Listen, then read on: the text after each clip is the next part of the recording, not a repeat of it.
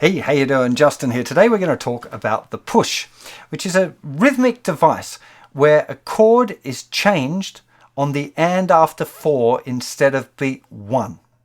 Now the and after 4 is an up strum, so what's happening is we're changing the chord on the up strum before a bar line. Now let me just explain what this is and how it feels. I'm going to use the chords D to G. So if we had a bar of D and a bar of G, say in a song, so we had 1, 2, 3, 4, and G, 2, 3, 4. That's the most, even if the rhythm was different, that would be the most common thing, would be to have that chord change there falling on beat 1. So even if we had 1, 2, 3, 4, 1, 2, 3, 4, 1, 2, 3, 4. That would be the most common kind of chord change that we have, is where it changes on the beat or halfway through a bar exactly. With a push, because it's coming, the chord change is coming a little bit earlier. It feels, I always imagine it's like you get pushed in the back a little bit earlier than you were anticipating. You get lurched forward kind of thing. You end up with this. 1, 2, 3, 4, and 1, 2, 3, 4, 1, 2, 3, 4, and 1, 2, 3, and 4, 1. 2, 3, 4, and 1, 2, 3, 4, 1, 2, 3, 4, and 2. Particularly if we get a bit faster.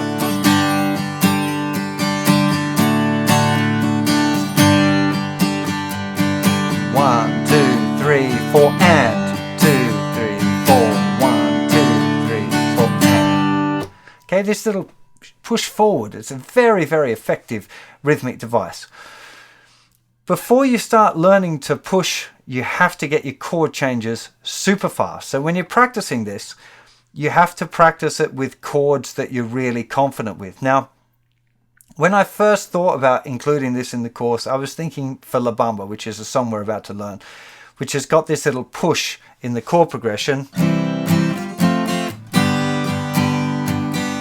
1, 2, 3, and 4, and 1, and 2, 3, and 4.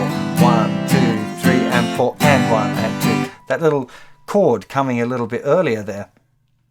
It being that that's the riff that we were doing, I'm like, yeah, we're going to learn that.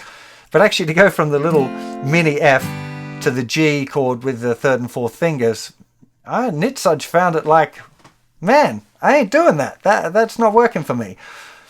So what I would recommend that you do is practice up the technique of this using chords that you know. I'd suggest maybe D to G to start off with, because D chord to the 4-finger G or 3-finger G, rock G without the 1st finger, that one, should be a relatively easy change for most of you, and it'll give you a chance, a fighting chance of learning to get the push rhythm right.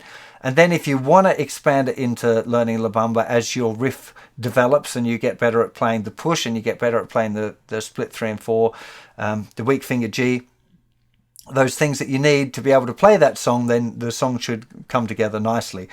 There are lots of different approaches to using the push, lots of different strumming patterns, but I'm going to give you one, which I think is the most commonly used one, and it's definitely the most effective way of learning this particular strumming pattern. So let's take a bit of a look at it.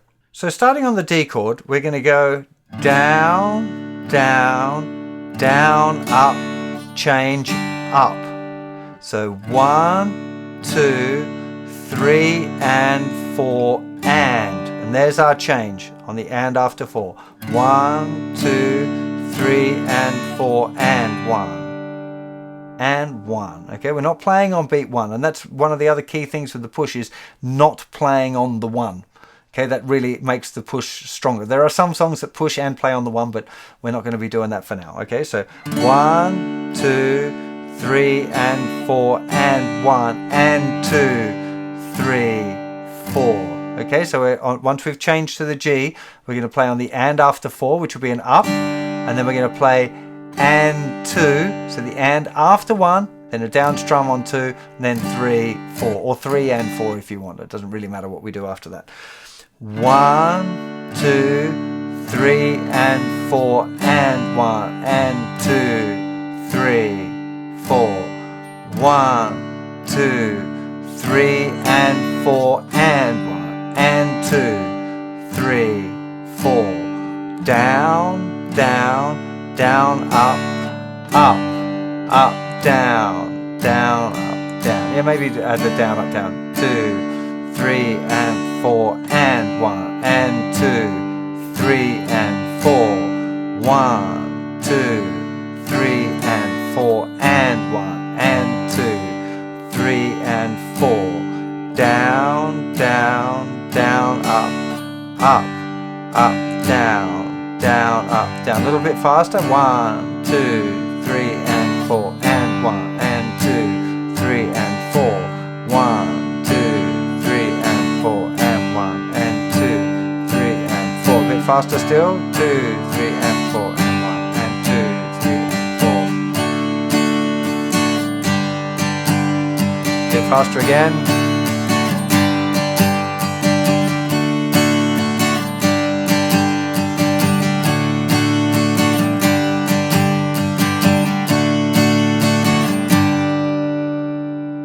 It's a really, really effective little rhythmic device that you will see and hear a lot more than you probably think. Now that you're aware of what it is, start keeping an ear out for it when you're learning songs or when you're listening to new songs. See if you can figure out the songs that have got that push.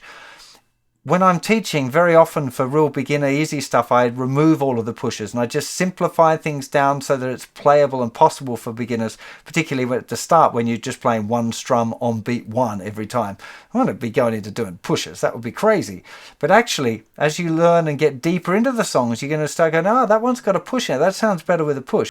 One example of a song that you might have learned already is For What It's Worth by Buffalo Springfield, which you can play just really simply playing a down strum on the beat. But when you listen to the original recording, you'll hear very clearly that there's a push for most of the chord changes there. So that's one that you might want to revisit and just, again, be aware of where those chord changes are, because it can really make a difference on the feel of the song when you add a push in where appropriate. One thing that you might like to try if you're finding this super difficult is to practice the strumming pattern on its own. So just using your fretting hand to mute all of the strings, so you're just strumming with mutes there, and then working on down, down, down, up, up, up, down, down, up, down. 1, 2, 3 and 4 and 1 and 2, 3 and 4. 1, 2, 3 and 4 and 1 and 2, 3 and 4. Down, down, down, up, up, up, down, down, up, down. Because some of you will find that not strumming on the 1 is the hurdle. Maybe you can do your chord changes fast enough, but this idea of not strumming on beat 1 might suddenly throw you off balance. So if that happens to be the case for you, the solution is practicing it with the fingers muting all of the strings. For now, I would recommend that you just practice the D to the G chord or another pair of chords if you're feeling super confident with that particular chord change. If there is a song that you know already, maybe one that you've learned in the past already that might have a push, maybe you've learned a simplified version of it, but you can revisit it now, add in that push. You can also experiment with the rhythm. I've given you one specific rhythm pattern, but you might find there's a different pattern that fits for a particular song, and it's okay to experiment. You're at the stage now where you already understand the importance of keeping the hand moving, and that if your hand is moving and you're staying in time, you know where you are in the bar, that it's okay to add in some strums or change it a little bit. So feel free to do that if that's going to work better for you. This is one of those things that you're going to find, you're going to encounter it in songs that you want to learn. So now that you know what it is, you can choose to practice it now as part of your routine, or if there's other things that are more pressing, you could choose to leave this later until you find a song that you really want to learn it in. But at least now you know what it is, you know how to practice it, you've got an example of a strumming pattern that you could use to apply it to, and that's the really important thing.